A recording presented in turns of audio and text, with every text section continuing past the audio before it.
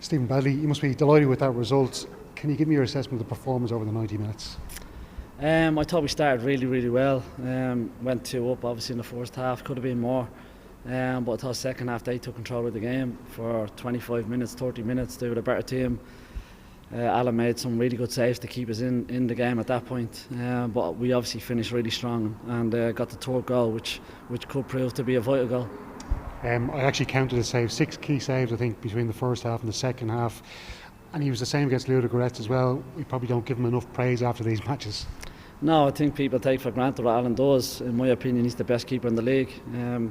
And he shows that in big moments, big occasions. He's done that all his career. And like you said tonight, he made some crucial saves at crucial times in the game, because there was periods in the second half where they were much the better team, and if one of them chances goes in, it's a different game.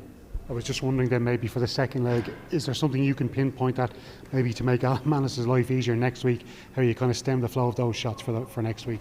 Yeah, of course. Second half, for that 25 minutes we were sloppy in everything we did.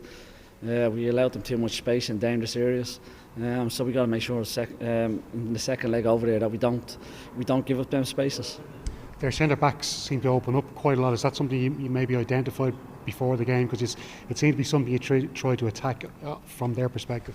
Yeah, and I'm disappointed in the first half we didn't punish it a bit more. We had a few opportunities to go and really hurt them early on when we won it back, and we didn't. We were a bit negative in our play, but we knew they'd play like that, and I don't think they'll change next week either. So when we get them opportunities, we've got to go and punish them.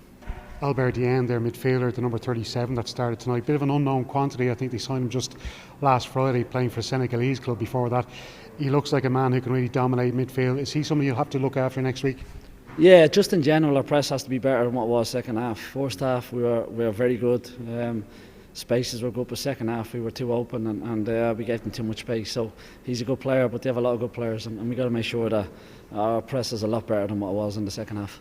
You had a good lead against Hibernians, going away to them for the second leg. Do you take a similar enough approach, just try and keep it tight, defensive, and not to give away too many chances?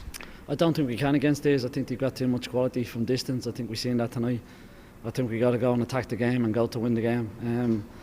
He scored from maybe 35 yards tonight, so I think if you sit off them, they have that quality around the box to really hurt us. Chris McCann went off injured. How's he looking, and is there anybody else might be a bit of a question for next week's tie? I'd say Chris will struggle. It's a quick turnaround. I'd imagine he will struggle. But Graham looks okay, and I think Jack will be fine for Tuesday as well. You think Dan Cleary might start the next week with the... Dan, the only reason we didn't play Dan tonight was because he hasn't played much football, and it's difficult to ask him to come in and play a European game at that level, having not played, you know. I think it's unfair on him. So it's about building him up over the next few days, and hopefully he's ready to go on Tuesday. And the players, because you could see the feel of life was kind of sucked out of the supporters when Shkupi scored, but to finish on a high note like that makes such a difference to your players going away.